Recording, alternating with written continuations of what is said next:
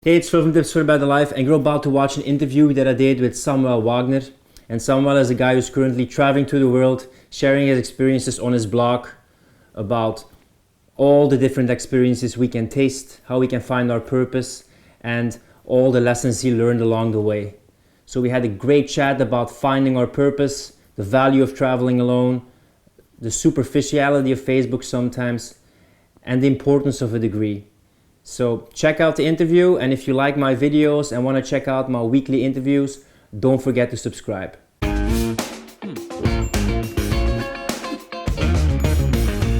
So what's your story? Well, actually, the most important story is that I was studying architecture and I felt exactly that I was kind of getting completely lost and losing all of my energy, my optimism, the joy of life, and just getting into this circle of, okay, I started it, I have to finish it. That's what society also wants from me. Your study of architecture?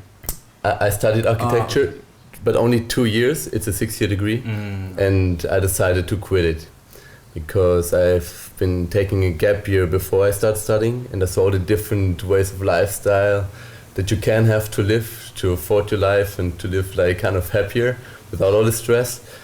What like education doesn't really show you. That they wouldn't tell you, wow, you can be a yoga teacher, or you can go and find your own way. Nobody really shows you that. So let's recap the story. You studied architecture for 2 years, and then you realized that? For 2 years, and from the beginning already I felt I was not completely at the right spot, but I thought, wow, it's the first year. It's always difficult. I just see how it goes, and then I can always decide. And at the end, at the second year, it even got worse. I was even more unsatisfied and everything. But there comes the story then that I have like this very alternative family. I'm very, very lucky that they supported me. They support me in whatever I do. They want me really to be happy, and without the need of going with the society way, kind of. And once I quit, I had no idea what to do, and suddenly I just felt like, okay, I was so lucky that I had this amazing support from home, that I would be always supported, get amazing inputs from them and support. And I thought, wow, I should actually really share that there's so many people that don't have no idea. Well, that maybe just don't know it. And I would really like to somehow recreate this person you can go to, or this place where you can get inspired and see that there are other ways where you can really make a good change, good improvement, and follow your way, like with kind of no fear, even though it's like a typical sentence at the end. In practical, it's always difficult, no matter what choice you do. So after 2 years of architecture, you decided like, I'm just gonna try out what I want out of life or who I can be, and is it now, because you have a website now, right? Yes, now I have a website. It's called somewhere.net, and the thing is, what was the question? Like, some people they get an education, but they feel like, okay, I just have to get a degree, and then they get a diploma, and then they feel like, okay, but this is not me. And then you have two kinds of people. You have people who graduate and they still don't know what they want to do, and then you have people who graduate and they know what they have to do, but they're like, I already choose this degree. So is it your mission to show people how they can find their purpose or alternatives for the lifestyle that they currently have? Yes, exactly. Like discovering what you really want, and then also having the courage to really following what you want. No matter if you have already a degree or not, or if you're doing one and you really notice, wow, that's really not it. Because at the end, if let's say you even just have 2 more years to go, those are 2 more years you can invest to find out what do you really want.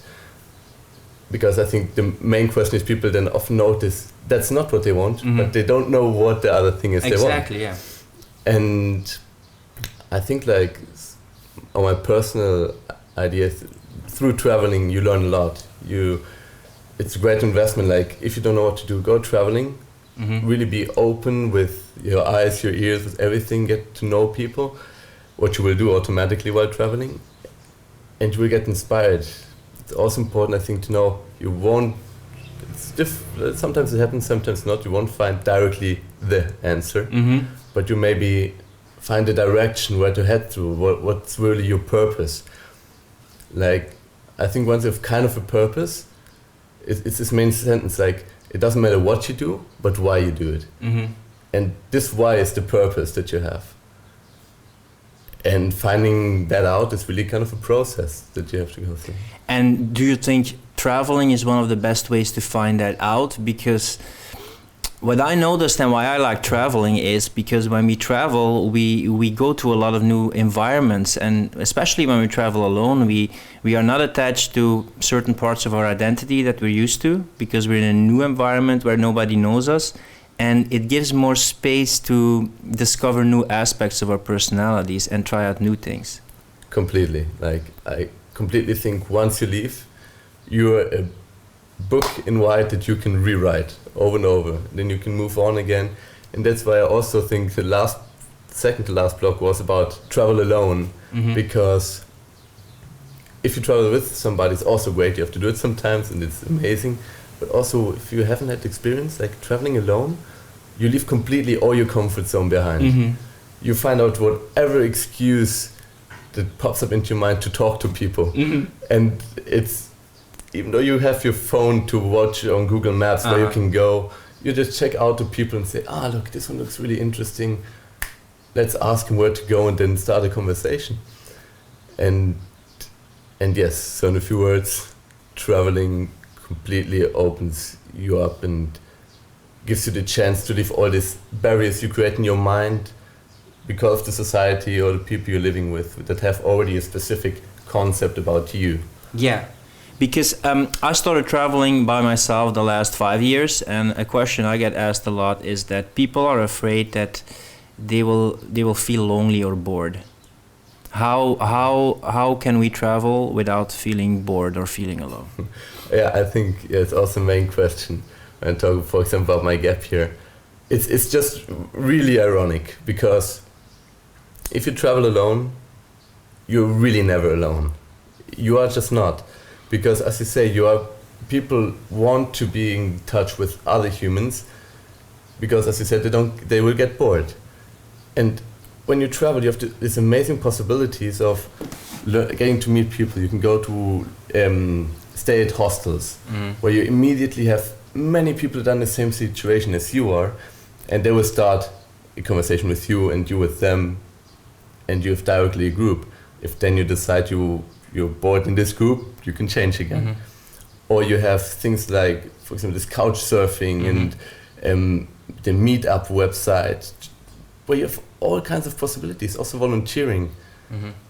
It's just, the world is completely open now with all this internet stuff that we have to really never be alone. And even without the internet, just on the street, you will meet people, and you need it. There's this one guy I met.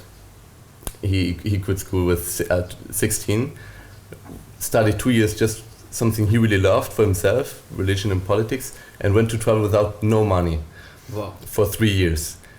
And the thing is, like, his sentence that crashed him off was like, okay, you can be rich, travel the entire world and not making any friends, but you can't travel the entire world with no money and not making friends.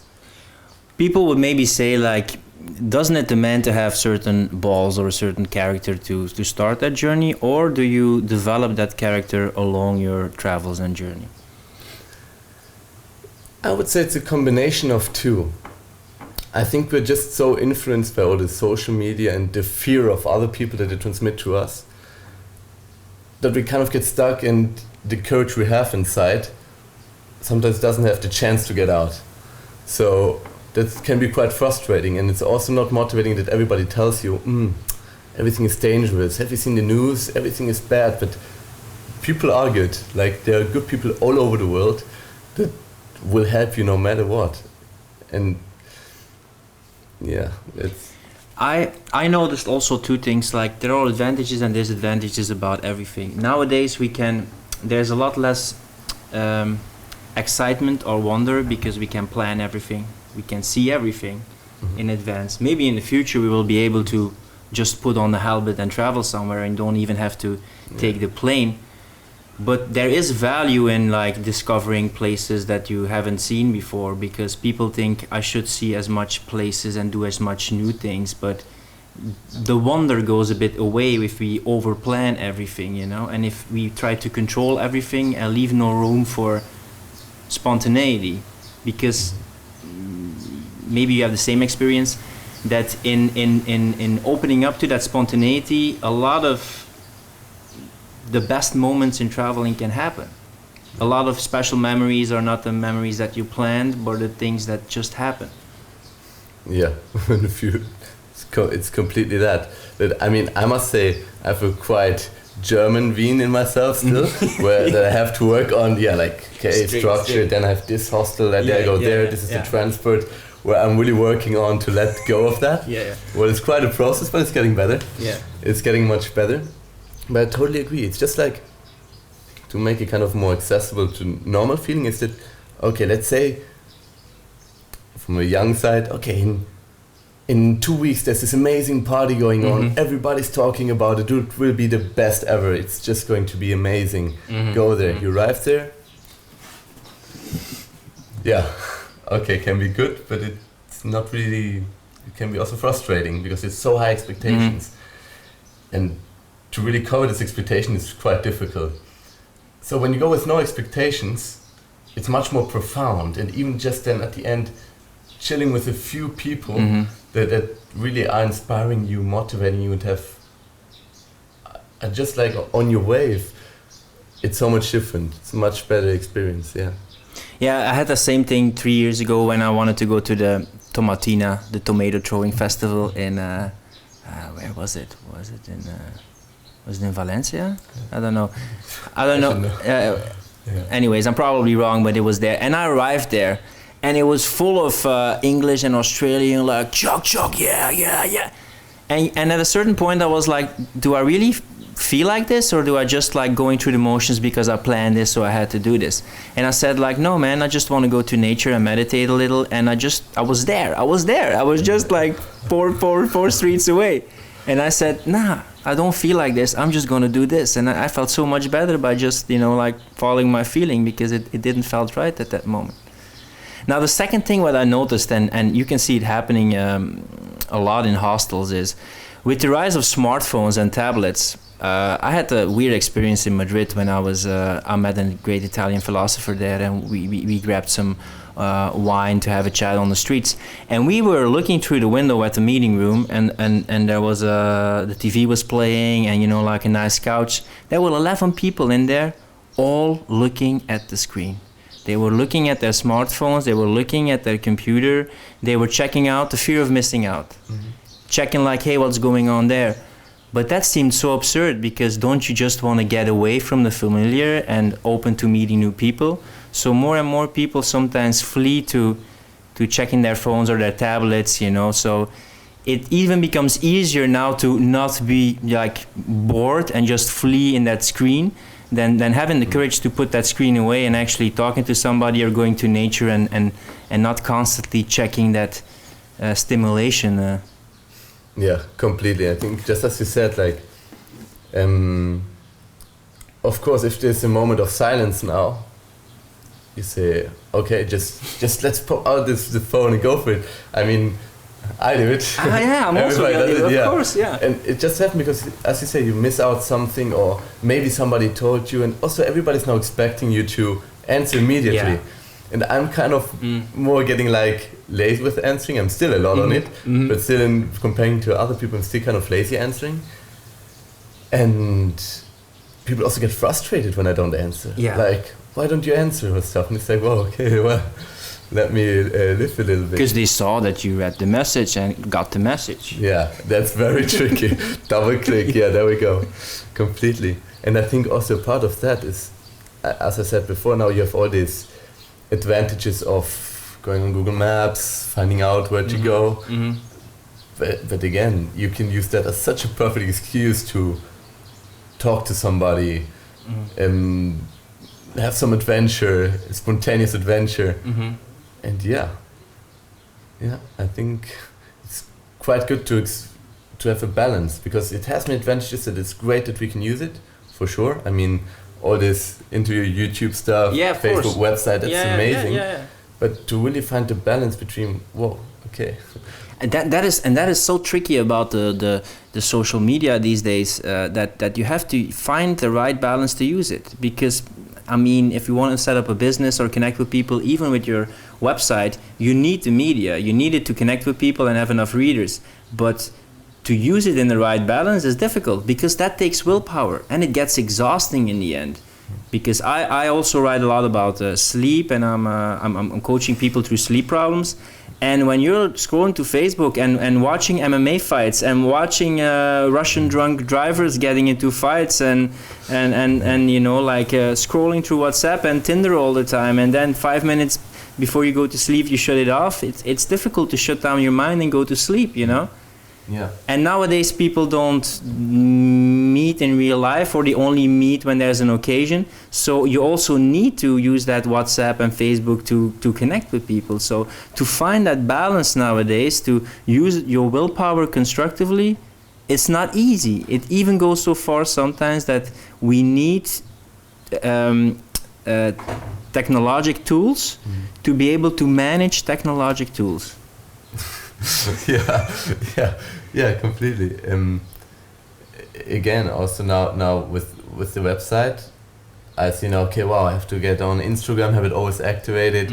I see on Facebook how many people it reached to, who commented it, and for sure, on one point you feel like, wow, there are people reading it. But as soon as you see, oh, it's going down, but I have nothing to post right now, I'm still working on it. You even kind of take it personally. You even think, wow, am I doing something wrong? Or you even get stressed out. You say, I should use it more. And it's funny because also, I mean, on all the websites, everything we show is for sure the positive things. Yeah, the likable aspects. Yeah, of course. Like, that's why, for example, in the website I integrated on my description that I'm doing kind of poser. You know, because it's true. You're putting these wonderful pictures while you're at the beach with all these amazing people, but I think in one point I would also have to put in some reality of, hey, now I'm feeling kind of frustrated, maybe I'm not reaching what I wanted to and stuff. That's why it's important to leave it kind of personal. Maybe I switch a little bit now from the theme, but yeah. No, I think it's an interesting topic because I got that from a book, Man's Search for Himself by Rollo May, and it was written at the end of the 50s, I think. And he also talks about that you have to find that independent strength within yourself to no matter what people think of you, no matter what circumstances, you have that certain groundedness within yourself. But now everybody is watching you. What's popular, what's not popular, what's likable, what's not likable. And I know people are craving for connection, but they crave for technological connection now. But what they really want is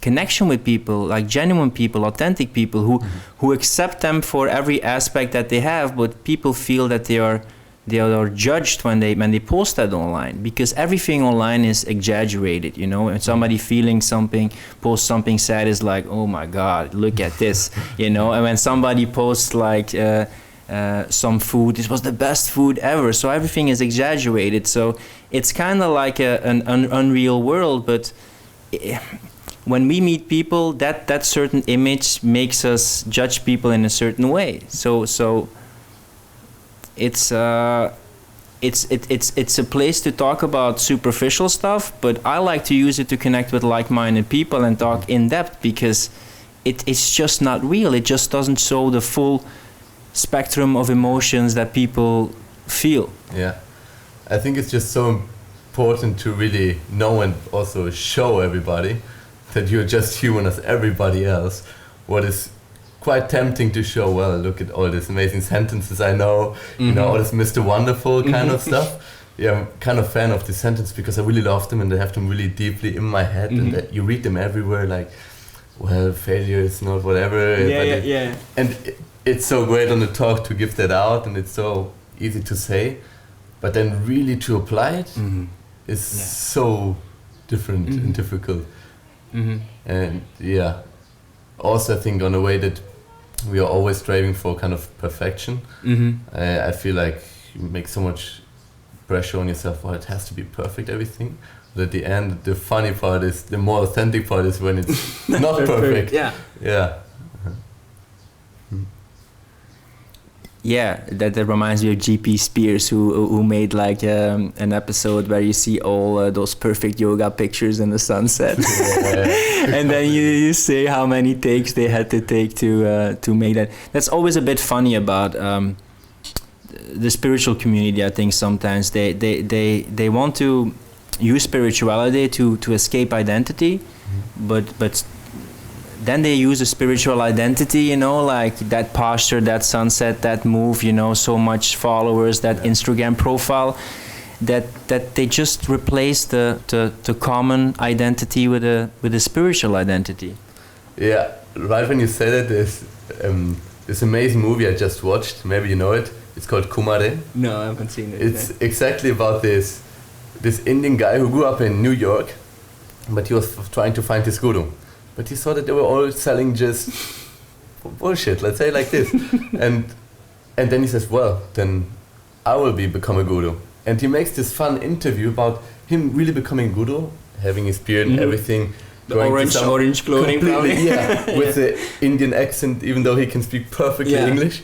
And then going to a town somewhere in the States, and people are just, wow, it's so amazing. And he's even telling them, and I'm really not who you think I am. And he's telling it, really showing it in the camera, and everybody's just, I don't care. Yeah. He makes up these weird moves in the movie, like you just give the power to the one in front of you. Everybody follows, of course.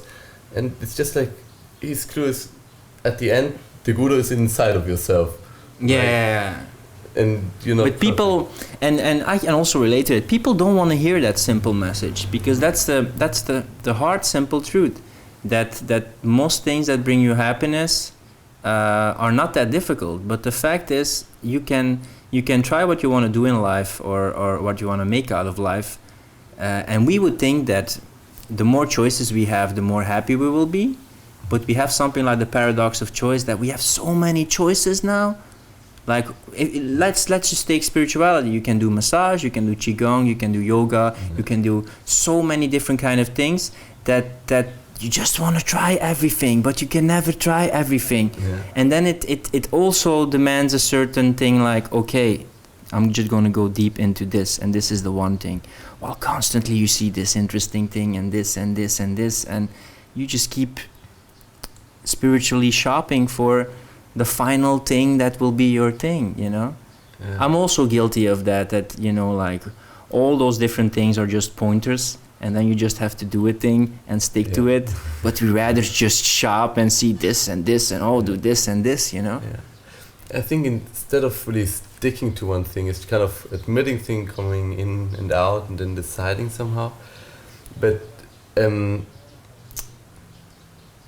I kind of lost the I was wondering, like, how can you, like, if you help people to find what they want out of life, how did you not fall in the trap of constantly choosing different things and not committing to one thing?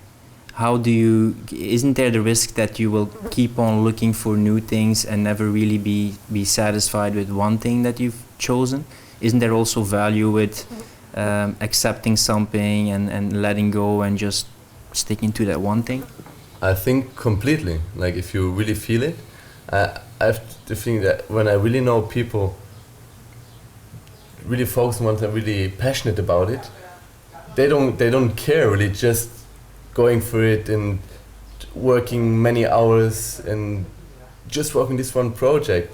My flatmate in Barcelona, he was amazing. He was exactly opposite of me. He was like, architecture, wow. He was amazing. You could have so much fun with him, but you had no time for even drinking a beer for 2 minutes. And he would have time to find out a book, read something about architecture. That's perfect. Then I think it's amazing. But I see myself, for example, more in the side of also being kind of now trying everything. Experimenting, that's it. But I somehow know more, okay, all I want to experiment is kind of in line of a certain purpose of maybe knowing what I don't want and what I do want. So it kind of feels like I'm lost, but kind of it's not being lost. It's a little bit confusing, but Yeah, I know what you mean, because I have a friend and he studied psychology, and then he did like a thesis about mindfulness in sports, and then he did yoga, and then he did Thai massage, and then he did rolfing. Now all those things seem to be not connected, but in a way they are connected, because at the end he could use all those different kind of things into one thing. He gives acro yoga now, and he's also a rolfing teacher. So I think indeed, like, it's better to take a decision and then develop a practice and try it out. I wouldn't advise just hopping from a thing to a thing, like try it 1 week. But after a while, you will probably see that all the things that you tried and the things that you learned in the end, in your purpose or something that is really your passion, in a way they come together. yes, I completely agree. It's just that this phase of experimenting is so necessary to go to this converging point. But I have also the feeling that you never totally converge, because once you really focus on just one way, we come again to the theme of getting bored. Mm-hmm. We humans are kind of like that. We're getting bored, and then, okay, we open up again. See, okay, in this what I was just focusing on, what are the different relations that exist in there? You experiment all these different ones, and then you come back again. Because, let's say you study medicine. Mm-hmm. Medicine is huge. You have so many different parts. I mean, I'm not specialist in it. My sister does. She's studying it. Okay. She's doing amazing with it. But yeah, I just think it's kind of. I think it's. There's no bad or good in the sense of just going for one thing, or try many different things. I only think it's important, as you said, to maybe just not just hop on and off all the time. Mm-hmm. Maybe just focusing a little bit more. And then if you really see, wow, you gave everything, you tried it, but that's maybe not all you want, then changing again. Now you said you were a bit lucky or privileged that you had very open-minded parents who support you in this journey. But what would you say against to students who are just graduated and they gotta make a living, or they're in a job that they don't like, but they don't have the money to go travel for a year? Like, are there other ways that people can find their purpose, or what should they do if people don't have either the time or the money to take a time off to travel? Yeah, I think it's quite a tricky thing, especially with the economy, mm-hmm. because maybe your parents don't support you economically. They don't think it's a good decision you're taking. Maybe there's just not a opportunity to give you money. Maybe there's just no money, and we all have to make a living. So, but I still think that traveling costs much less than we think. Like, there are many different ways of traveling. Of course, you will have to reject different types of traveling. You won't go to a 5-star hotel and chill out there. Definitely not. But I think now again with the web pages, there's so many web pages where you can travel, and for really little money. That is amazing. All this volunteering, as I said, couch surfing, all of that is really amazing and so cheap. And even with volunteering, your food, the accommodation is included, and it gives you time to think. But of course, in one point, you want to earn money. Mm. So I also think when you finish your career, there's nothing bad about not knowing what you really want. And if you're even not sure about going to work in a business, you can try it out. You don't have to always stay there. Mm-hmm. You can try it out, and then in your free time, maybe find time to investigate in what you really want. And I also think, again, there's quite a different motivation behind then going to start and work, because you're not thinking, okay, I'm working because I'm going to be there my entire life. Mm-hmm. I'm investing into myself to earn some money, to then maybe take a time off to travel and find something. By the way, you earn money, you earn experience, and then you can have like this cherry on top of your tart to go and travel. Yeah, it's a kind of the dynamic balance, I think, between when you have a job. Sometimes you gotta realize, like, hey, I have a job and at least I can pay this and do this and be grateful for it, and have patience to go for what you want, and then use your time and money wisely on the one side, while also on the other side you keep on doing a job and not liking a job and being frustrated, but you know you don't have the means yet to do it. So then you should shift your mindset a little, like, okay, I'm gonna put this much money aside each month, or I'm gonna put this much time aside each week or month to work on what I want to become. And then you're grateful for the chances that you have, and you're taking steps towards the thing you want to achieve. But if you do the one thing, like being at your job, and you don't take steps to get out of the situation, you only be miserable, you know. And if you're at your job constantly thinking about the thing you want to do and not appreciating to be grateful for what you have, you will also be miserable. Yes, completely. Like the important thing is then really getting the courage to make the step. What is for everybody the most difficult decision? I mean, for you it has been for sure like this, taking this decision. In my case, I needed 1.5 years to figure that out. Many people need maybe 20, 30 years with it. And I think also kind of we're not lucky, we're super young.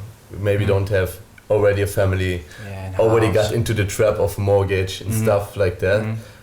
And we still are freer in this sense.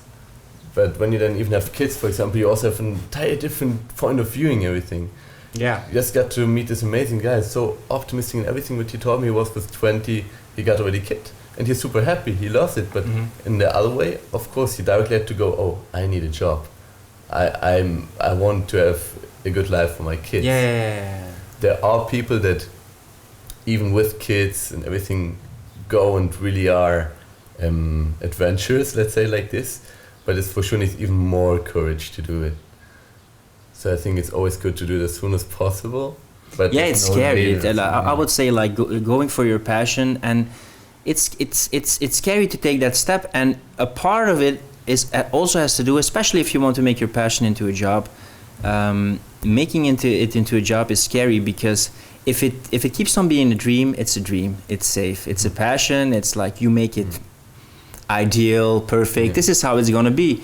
But if you make your passion into a job, you're independent when it comes to freedom and making choices, but you still have people to work for. You still have to work a lot. It's at least your passion. But a lot of times, I think Oscar Wilde said there are two things that make people unhappy: getting what they want and don't getting what they want. And sometimes getting what you want, if you make it all ideal, everything will be perfect and I will be passionate, you know, the reality can catch us up, like, okay, it will be fantastic, but if it keeps a dream, it's fantastic. But when it comes to reality, it's like, whoa, you know? I think that's the main thing that scaries. That is so scary, of course, because you have this image of it, and it's so easy. And I said, also what I always say on the website, is that you got to do what you love, and then automatically doors open. Yes, I think I completely, of course I agree with that. But that requires a lot of work, and that sometimes you're frustrated. And it's just like weird again. Humans, let's say you're now super healthy, you're doing great. So you're worrying about whatever crazy stuff is going on in your life. But as soon as you feel sick, then you complain about that you are sick and that what's going on. And you didn't even have the time to say, thank you, wow. I'm really doing good, I'm healthy, I can travel, I have a roof over my head, I have some food. And like these basic things that you kind of, during your daily lifetime, you just completely forget until it's not there anymore. Yeah, when you're healthy, you don't appreciate that you're healthy. It's only when you become sick that we're like, I'll be so happy when I'm healthy again. And that lasts for like a day. Yeah, completely.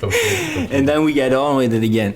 I think there's also a misconception with people of how important a degree is, especially now. We used to live in a society where your degree was everything. You got into school, that was where the learning happened. You got a very strict thing you had to do at your job. You didn't have to manage different skills.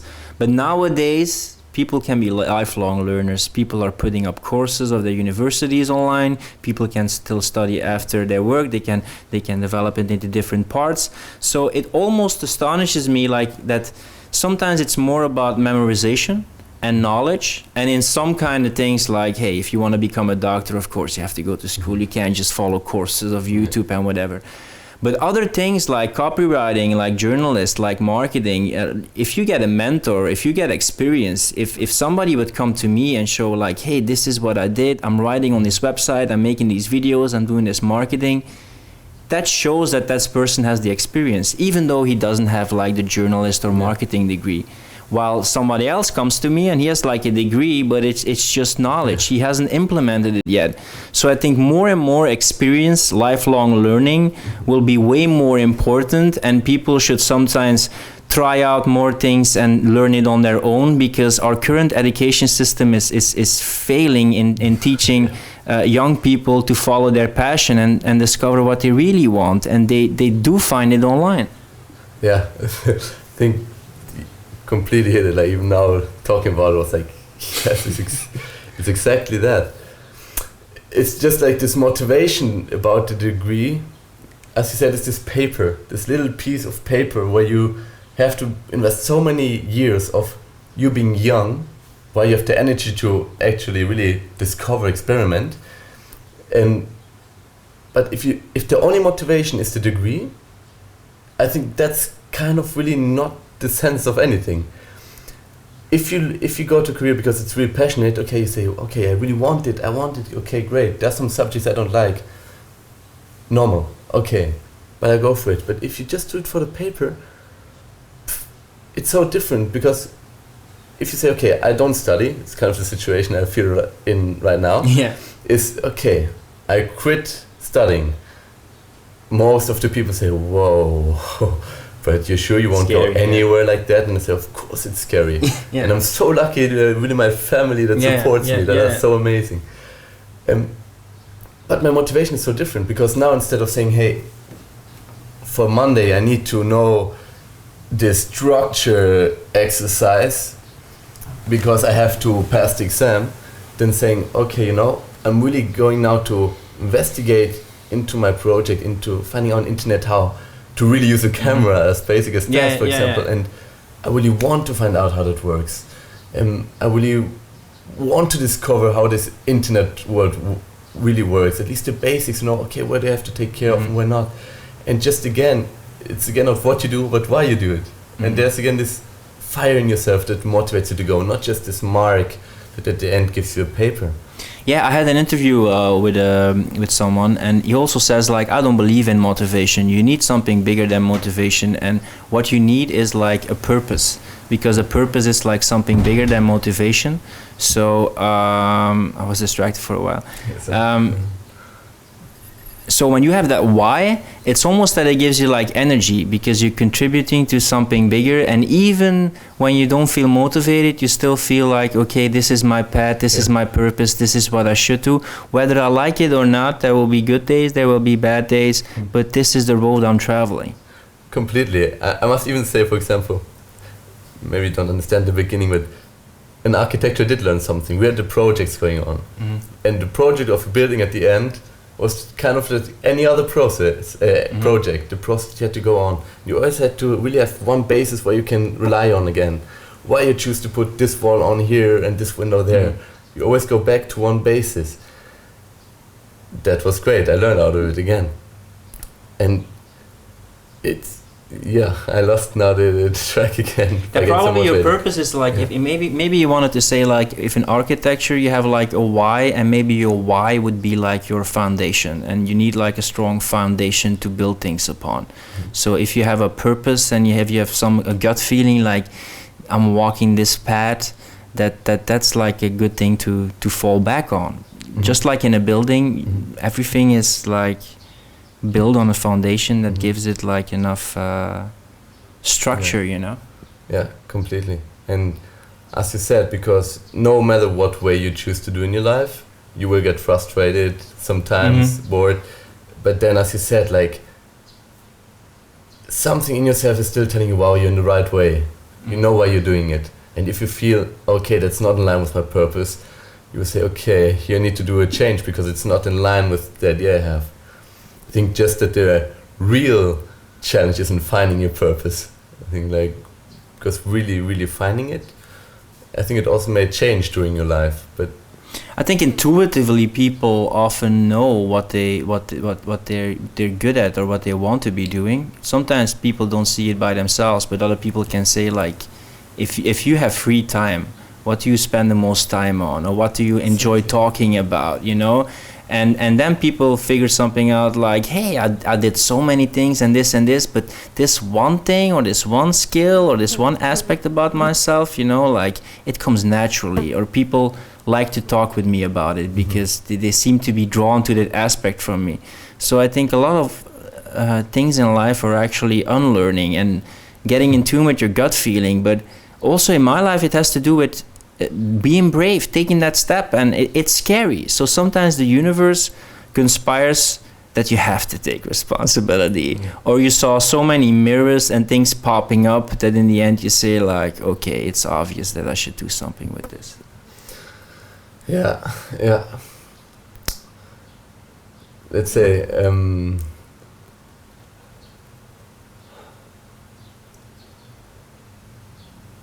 finding the track again for what I was going for.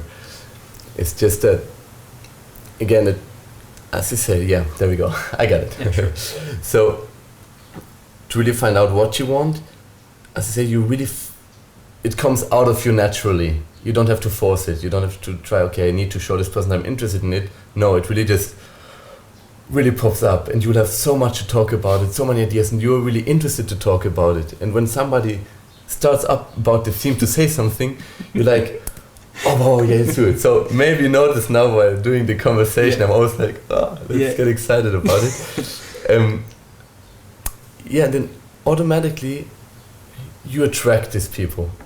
That's why I think if you do something you love, doors open up automatically, because people will see, oh wow, this person is not just going for the money, he's really going for what he really loves, and that will give him all the plus points of being really efficient, motivated, do everything that has to be done to achieve some goals or get farther.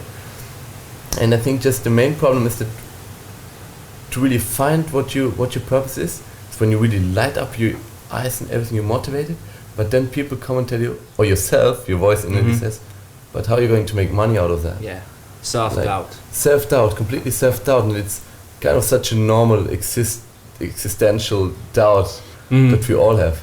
We just need money. I'm now also saying, well, okay, I don't have income with the website. I don't care. If one day that happened, that would be great, but okay, I still need it. The society is how it is, so I think I also want it somehow. I said, yeah, I want to have sometimes some luxurious systems. Maybe go and have a beer in a place, maybe go to a festival and be able to pay for it or whatever. So. Yeah, and that also has to do with, I think, self-love and seeing the value in what you have to offer, because some people say money is just energy. Money is just a way to achieve an end, and if you know the value of what you have to offer, offering money for that service and then using it to build a better version of yourself, help people, or contributing to something bigger than yourself, that's not negative. I think a lot of people also have an averse relationship with money, but in the end, when you want to follow your passion and you deliver value and deliver a service, there's nothing bad with making money. I always want to use money constructively, and if I want to make enough money, it's to not worry about money anymore and contribute to a cause that I like. But I think sometimes people have an adverse relationship with money, and they feel like they're not worth to be paid money for. Yeah, I think especially this idea of wanting to ask money, because you kind of feel bad that you ask money, that you rip somebody off. But at the end, I mean, you're giving something that's even more personal. Like, you give something of yourself to people if you do what you love.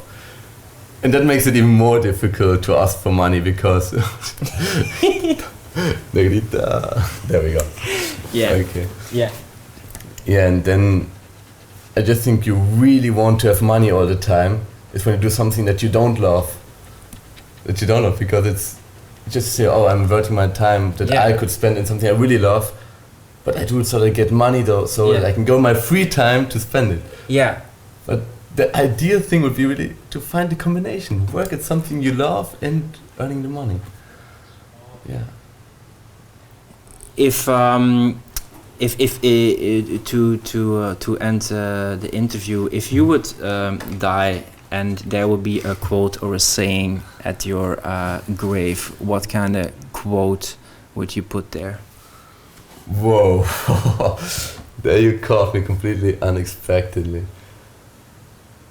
Poof. Or a message that you want to give to people? Don't worry about me. I lived the life I wanted to live. Let's say it like that. And yeah, that feels kind of great.